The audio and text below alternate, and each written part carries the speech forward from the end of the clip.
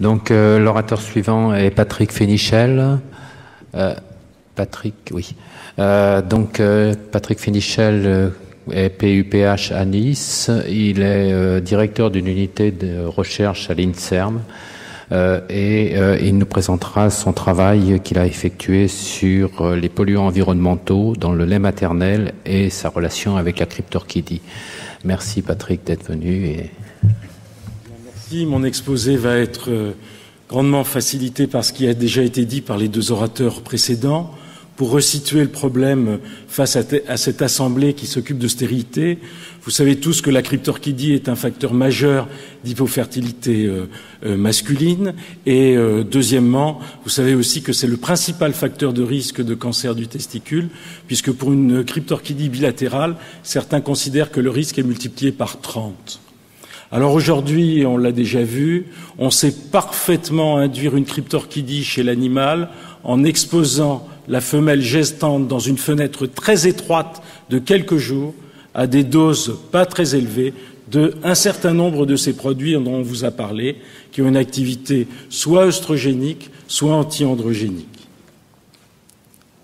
Alors, quelques mots pour bien comprendre de quoi on parle. La cryptorchidie, c'est la malformation masculine de loin la plus fréquente, puisque dans l'ensemble des publications, et ça c'est aussi un problème parce que les chiffres sont très variables et très contestés, on va de 1 à 9% à travers les publications.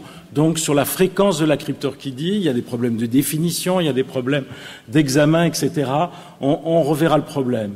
On a parlé d'augmentation de fréquence de cette cryptorchidie. C'est le seul problème dont on parle aujourd'hui, dont on ne peut pas affirmer qu'il y a une augmentation de fréquence. Il y a trop de problèmes méthodologiques. Les gens n'étaient pas examinés de la même façon ou systématiquement les nouveau-nés à la naissance il y a 10 ans, 15 ans ou par des équipes différentes. Donc on a très très peu de données objectives qui permettent de savoir s'il y a une augmentation ou pas d'augmentation pour cette cryptorchidie. Je vous ai parlé de ce risque, on va y revenir. Ce qui est intéressant, c'est que on ne retrouve très rarement une cause syndromique. Il y a quelques anomalies de l'axe hypothalamo-hypophyso-testiculaire connues pour donner des cryptorchidies. Dans la majorité des cas, c'est dit idiopathique. On pense aujourd'hui, et comme on l'a dit tout à l'heure pour le cancer de la prostate, il y a des causes probablement environnementales et il y a des causes génétiques. L'hormonodépendance de la descente testiculaire est maintenant bien connue. Je vais, sur la diapo suivante, en dire un mot. Et donc le problème, c'est le lien avec le syndrome de dysgénésie testiculaire, c'est-à-dire toutes ces anomalies de l'appareil de reproduction mâle dont on vous a parlé. Et certains voudraient en faire une unité pathologique donc bien précise, qui serait liée en grande partie donc à cette exposition dans une fenêtre très précise du développement fœtal, donc à des produits environnementaux avec une action de perturbateurs endocriniens. Alors la descente testiculaire, on la connaît bien aujourd'hui, elle a deux phases. Il y a une phase la descente transabdominale, elle est liée à une protéine qui est de la famille de la relaxine, sénasunine-like facteur 3, et ce facteur est inhibé par les œstrogènes. Donc là, on voit un point d'impact, bien sûr, de toutes les molécules qui pourraient avoir une action œstrogénique. La deuxième phase, c'est la phase dans la descente dans la bourse, et cette phase, elle est clairement androgénique, et tout anti-androgène, par exemple le flutamide que vous connaissez, qu'on peut utiliser dans le cancer de la prostate, eh bien le flutamide, si vous le donnez pendant 3 jours à une rate gestante, vous allez avoir 70% des petits qui vont pas avoir de descente testiculaire. Donc très clairement, on sait en intervenant pendant quelques jours chez la mère induire cette cryptorchidie donc chez la descendance. Donc là, pour vous rappeler quand même que 10% des hypofertiles sont cryptorchides, 25% des azoospermes sécrétoires à biopsie négative sont cryptorchides, et cancer du testicule, un cancer du testicule sur 10 a une cryptorchidie, et encore une fois, le risque est de 5 à multiplier entre 5 et 30 l'odd ratio, ce qui est quand même considérable, et c'est le seul facteur de risque qu'on connaît objectif du cancer du testicule.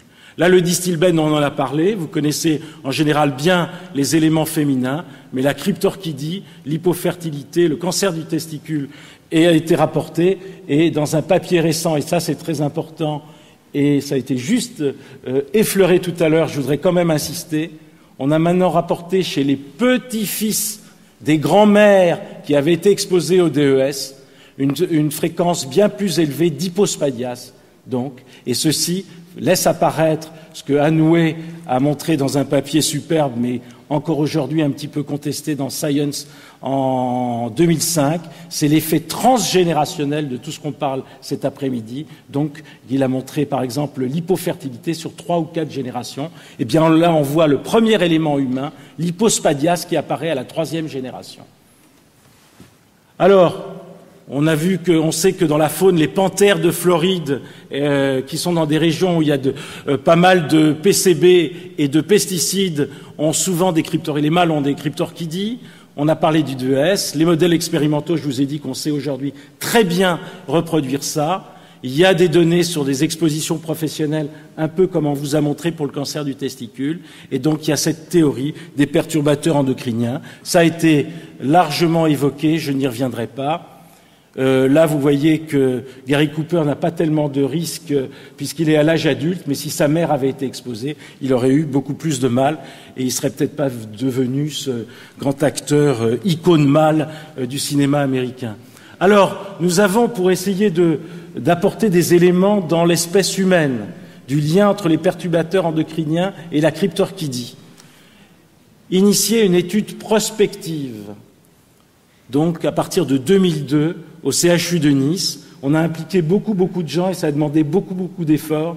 Vous verrez que pour ce type d'études, c'est vraiment pas évident de la mener sur plusieurs années puisqu'elle fait participer beaucoup d'acteurs et que c'est en général assez difficile de motiver les gens. Mais on y a quand même réussi pour le moins. Et donc, on avait 3 objectifs.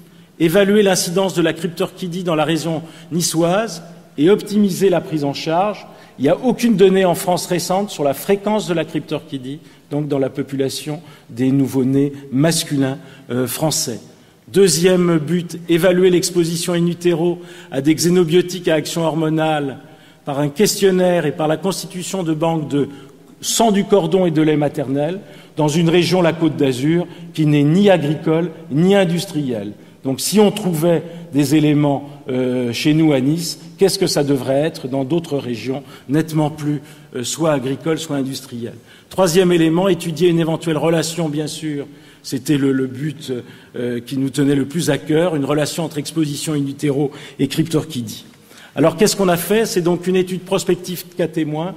Pendant 3 ans, 2 équipes de pédiatrie à la maternité de Grasse et la maternité CHU de Nice, la même équipe, ont examiné tous les nouveau-nés garçons qui sont nés pendant 3 ans, 6530 garçons qui sont nés pendant cette période. On n'a pris que les garçons au-delà de 34 semaines d'aménorrhée, puisque la prématurité, bien sûr, augmente la fréquence de cryptorchidie. Le diagnostic a été confirmé par 2 examens répétés seniors. On a à chaque fois appareillé avec 2 garçons nés le même jour, avec le même terme, le même poids, de naissance et les mêmes origines ethniques des parents. Et on a pris également du sang du cordon et du lait maternel dans cette population témoin qui va nous servir de contrôle. On a fait un questionnaire d'exposition, on a constitué cette banque et on a décidé de suivre cette population de garçons cryptorchides de façon prospective. Ils ont été revus maintenant à 6 mois, à 1 an, et parfois maintenant pour certains à 2 et 3 ans. Et on a décidé de les suivre jusqu'à 10 ou 15 ans si on le pouvait. Peut-être que je passerai le bébé à mes successeurs quand je prendrai ma retraite. Et si on peut suivre cette population en prospectif de façon suivie, ça pourrait être très intéressant, et pour l'hypofertilité bien sûr, et pour le cancer du testicule. Alors, qu'est-ce qu'on a fait? On a dosé par chromatographie gazeuse, ça c'est pour isoler, et spectrométrie de masse, c'est pour identifier. Ça a été fait au laboratoire de l'environnement de Nice, qui est donc agréé par le ministère. On a testé 15 xénobiotiques persistants, 7 isomères des PCB, le mono et le butylphtalate dont on a déjà entendu parler et qui se trouve à peu près partout dans tout plastique, dans les canettes de boissons, dans pas mal de choses dans l'environnement quotidien. Et on a dosé 6 pesticides, dont le DDE, qui est le principal métabolique du DDT et qui persiste très longtemps, un peu comme le chlordécone, ce qu'on vous a dit tout à l'heure. Catégorie d'exposition à chaque produit, on a donné un score pour chaque valeur, c'est-à-dire que 0 si ces produits n'étaient pas retrouvés, 1 si cas de cryptorchidie à la naissance, soit un taux relativement bas à la littérature de 1,6 donc de cryptorchidie, mais qui est quand même considérable. 1,6% de garçons qui naissent cryptorchides, c'est quand même pas négligeable en chiffres absolus. Unilatéral dans 84%, syndromique seulement. Vous voyez que seulement dans 4 cas, on a retrouvé une cause évidente et ça s'intégrait dans une maladie plus générale. À 3 mois, on ne retrouvait plus que 0,8% puisque certains testicules étaient descendus spontanément, alors qu'à 1 an, il n'y avait plus de différence. On était toujours à 0,8%. Et quand vous voulez comparer à d'autres régions, vous prenez soit à la naissance, soit à 3 mois, et vous avez les 2 chiffres là de la région niçoise. Et c'est pour le moment, à ma connaissance, les seuls chiffres français dans les dernières années dans une étude de ce type. Notre population, donc avec les témoins appareillés, les mères, on a bien veillé à ce que les 2 populations soient bien similaires. Les mères avaient un âge médian de 30 ans, primipare dans la moitié des cas, allaitement antérieur dans 34%. Ça a une importance parce qu'on sait que les pesticides et les perturbateurs sont évacués dans le lait maternel, surtout dans les premiers jours. À se demander d'ailleurs si on doit encore recommander l'allaitement maternel dans les premiers jours. Origine géographique, 80% en Europe, d'origine européenne, 12% du Maghreb et 5% d'Afrique du Noir. Le poids de naissance moyen, 3,2 kg et à terme, 39 semaines d'aménorrhée en moyenne. Facteur favorisant la cryptorchidie, c'est intéressant, les Danois l'ont retrouvé, il y avait une saison printemps-hiver où on avait plus de cryptorchides. Les prématurés, ça on le sait. Association micropénisme, on en a trouvé très peu. Manœuvre instrumentale à l'accouchement. Lieu d'habitation, ça, les facteurs parentaux, surtout s'ils venaient des pays en voie de développement, ils avaient 10 fois plus de pesticides ou de DDE, par exemple, dans le sang. Alors simplement, pour vous montrer que dans le sang du cordon, alors qu'on est à Nice, on a trouvé dans 80% des cas, les femmes avaient au sang du cordon, avaient des PCB, avaient des phtalates et avaient des DDE. Donc ça veut dire que la majorité des femmes qui accouchaient à Nice avaient, quand on prenait du sang du cordon, a été positive et on détectait un de ces 3 produits. On s'est intéressé en fait au lait maternel et on a montré qu'il y avait une très bonne corrélation avec le sang du cordon. Et le lait maternel nous paraît un bon reflet de l'exposition du fœtus au cours de sa grossesse. Et pareil, on a trouvé, vous voyez, pour les phtalates, les PCB et le DDE, des chiffres entre 80 et 100% de produits détectables. Facteur prédictif, l'âge maternel, le pays de naissance, bien sûr, et l'origine des parents, essentiellement, mais ces facteurs sont encore en cours d'analyse avec le questionnaire qu'on a fait sur l'exposition et ça fait l'objet d'une autre étude qui sont menées plus particulièrement avec nos collègues endocrinopédiatres. Alors maintenant, la 3e question, existe-t-il un lien ou peut-on établir une relation entre le fait que ce garçon à Nice allait naître avec une cryptorchidie et qu'on retrouvait un taux plus ou moins élevé de ces produits au sang du cordon ou dans le lait maternel? Eh bien, si on prend les valeurs moyennes des enfants cryptorchides versus notre série contrôle à parier, il y a à chaque fois pour le DDE, les PCB et le monophthalate une différence, mais cette différence n'est pas significative. Je dois vous dire que bien sûr, on a rapporté à chaque fois à gramme de graisse dans le lait, puisque ces produits, sauf le phtalate, sont très lipophiles et sont donc surtout retrouvés dans les graisses. Donc ça a été rapporté donc, à la quantité de graisse et c'est exprimé de cette manière. Maintenant, si on prend les scores et on prend les garçons dont la mère avait un score le plus élevé, 2, versus les enfants où la mère avait un score qui était bas, eh bien on voit qu'il y a une différence qui apparaît significative, et donc les mères des enfants qui étaient cryptorchides a été retrouvées avec des scores plus élevés dans leur lait maternel pour le DDE, pour les PCB, bien sûr pour le score composite DDE plus PCB, et pas vraiment pour le monophthalate, ça n'était pas significatif, mais il y avait quand même apparemment une tendance. Maintenant, deuxième type d'analyse, tout à fait intéressant, on a fait une analyse multivariée, régression logistique, où on a essayé d'éliminer l'intervention de facteurs qui pourraient perturber ou amener un faux positif, c'est-à-dire le poids de naissance, l'âge gestationnel, l'indice de masse corporelle, un certain nombre de facteurs d'histoire personnelle, la saison, etc. Et on a retrouvé que le score donc, du PCB en rouge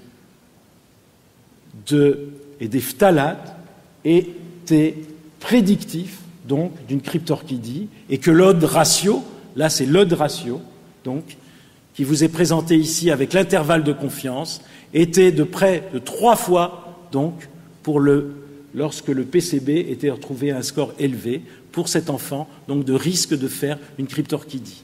On retrouvait un score presque significatif ici pour le DDE, avec, vous voyez, l'intervalle de confiance qui est presque au-delà de 1. Et voilà ici pour les phtalates, où c'est à la limite de la significativité. Donc vous voyez que au moins pour 2 des 3 produits, on pouvait prédire si la mère avait un taux élevé dans son lait maternel, si le garçon allait développer une cryptorchidie.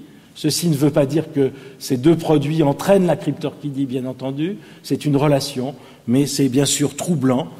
Notre interprétation, et on va voir pour terminer la littérature, et ça a été un tout petit peu évoqué par l'oratrice précédente, voilà comment nous voyons les choses. L'association entre une exposition fétale au DDE, PCB, phtalate et la survenue d'une cryptorchidie. Ces concentrations élevées dans le lait pourraient représenter un marqueur d'exposition élevé de la mère à l'ensemble des perturbateurs endocriniens, parce que nous, on a dosé cela, mais on est tous exposés à ce que les anglo-saxons appellent une mixture, une espèce de cocktail de milliers de produits. Deuxièmement, ceci pourrait également alerter sur ou illustrer une prédisposition de la mère à concentrer les PE par insuffisance de détoxification hépatique. On retrouve là la susceptibilité par certains polymorphismes touchant les enzymes de détoxification dont vous ont parlé les 2 orateurs précédents. Et troisièmement, il peut y avoir également une susceptibilité génétique du garçon à être sensible en étant exposé dans son développement fœtal à certains œstrogénomimétiques ou anti-androgènes pour faire plus que d'autres fœtus mâles qui auraient été exposés aux mêmes produits à développer une cryptorchidie. Il y a un très beau papier japonais qui est paru dans JCEM il y a 1 an, qui montre qu'il y a un polymorphisme du récepteur des œstrogènes RE-alpha, qui est particulièrement fréquent chez les enfants cryptorchides comparé à une population contrôle. Voilà ce type de gène dont nous faisons état, auquel nous pensons donc quand nous parlons de susceptibilité génétique du fœtus. La littérature, il y a un certain nombre de données qui vont dans ce sens. On a parlé du travail qui est là des Danois et des Finlandais qui se sont regroupés, qui ont exactement 66 cryptorchides comme nous, qui ont retrouvé la même chose pour le DDE. Nous amenons le PCB et les 2 travaux, ce qu'elles ont, je pense, le travail nordique et le nôtre qui est intéressant, sont vraiment des travaux prospectifs. Donc, qui ont été faits, les dosages ont été faits sans qu'on sache si, bien sûr, ça venait d'un enfant cryptorchide ou pas. Pour terminer, je veux juste illustrer le travail qui vous a été évoqué précédemment, qui me paraît très très intéressant. Vous savez qu'aussi bien chez les rongeurs que chez l'homme mâle, la distance anogénitale est plus élevée que chez la femme, et que toute ambiguïté sexuelle, toute féminisation débutante chez le mâle et chez l'homme entraîne un raccourcissement de la distance anogénitale. Eh bien, dans ce travail de Swan, dont Florence a parlé tout à l'heure, eh bien, on a l'illustration, c'est que les taux de phtalates Et dans le sang du cordon était plus élevé quand cette distance anogénitale était raccourcie. Donc il y avait là un lien entre un taux de phtalate à la naissance et un raccourcissement, et donc un premier signe de féminisation du fœtus mâle humain. Et donc ça va tout à fait dans le sens de ce travail sur la cryptorchidie que je viens de vous rapporter, et dont je voudrais remercier de nombreuses équipes qui ont participé. Mon service, bien sûr, et c'est mon adjointe, le docteur Brucker-Davis, qui a mis 4-5 ans de sa peine pour mener et coordonner l'ensemble des acteurs dans ce travail, les maternités de Grasse et de Nice, les services de pédiatrie, laboratoire de l'environnement de la ville de Nice, l'unité INSERM du Crémin-Bicêtre qui nous a aidés dans les statistiques, et mon unité INSERM de Nice. Je vous remercie.